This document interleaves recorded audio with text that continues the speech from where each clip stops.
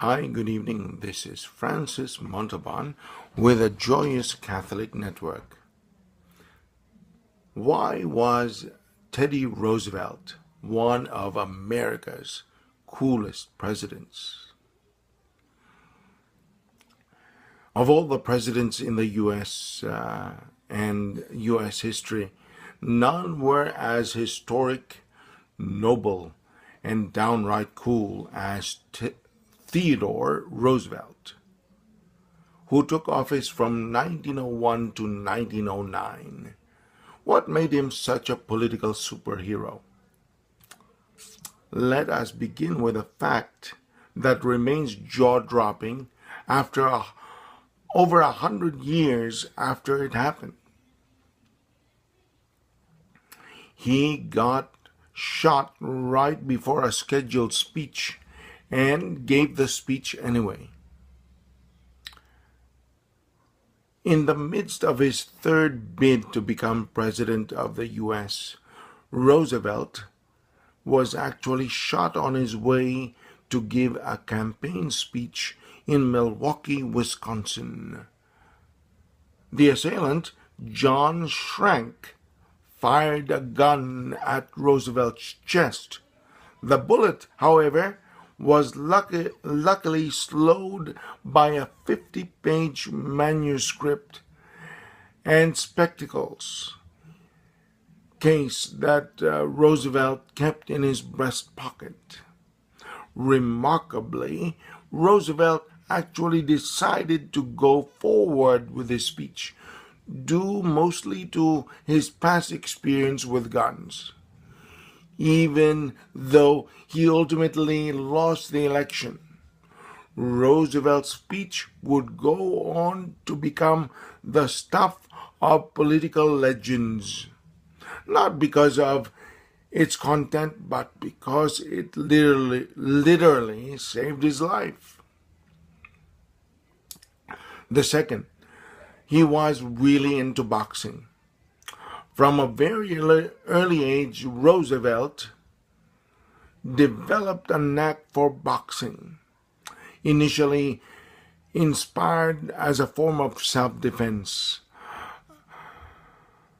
Roosevelt's passion for boxing carried through his days at Harvard University and continued even after he was elected President of the United States. He lined the White House basement with training mats, and he practiced with anyone who was willing to tussle.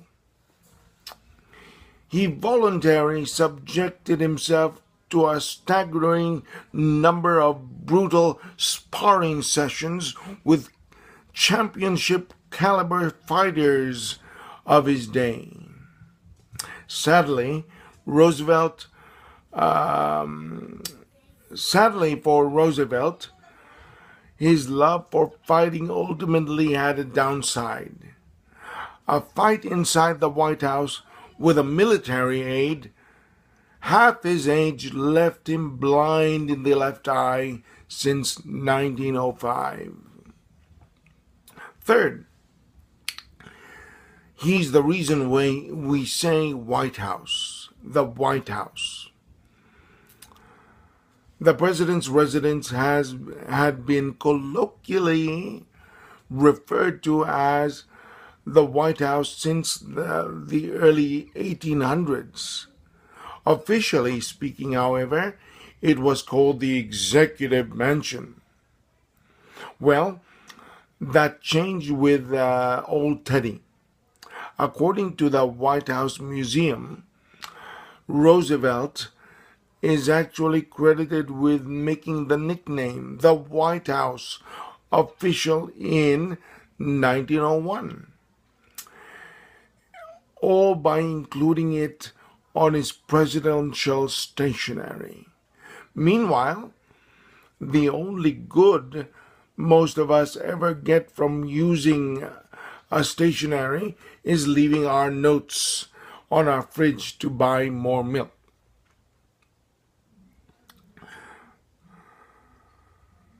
Next, it's he preserved the Grand Canyon. How have you ever visited the Grand Canyon and thought to yourself, wow, this is totally cool. Good thing nobody came in, tore it down, and turned it into a shopping mall. Well, you have Roosevelt to thank for that. He put the Grand Canyon under public protection by declaring it a national monument in 1908. His plan to make it a national monument dated back to 1903. Next, he won a Nobel Peace Prize. Roosevelt made history on December 10th by becoming the first president of the U.S. to win the Nobel Peace Prize. Roosevelt was honored for his efforts to end the Russo-Japanese War through the Treaty of Portsmouth. And next is he was the first president to travel outside of the U.S. Roosevelt broke a long-standing tradition of American presidents remaining on home soil during their term to visit the Panama Canal by making a 17-day diplomatic tour to Panama and Puerto Rico in 1906. And lastly, the teddy bear is named after him. A Brooklyn shop owner got the bright idea to make stuffed toy teddy bears after catching a political cartoon drawn by Clifford Berryman, which poked fun at Roosevelt and his refusal to shoot a black bear that had been previously attacked by dogs. The report says the shop owner actually got permission from Roosevelt to call the bears teddy bears. See that? Dude can get shot, personally dig the Panama Canal, and still be cool with naming a kid's toy after him. So, thanks for listening, and I'll see you next time.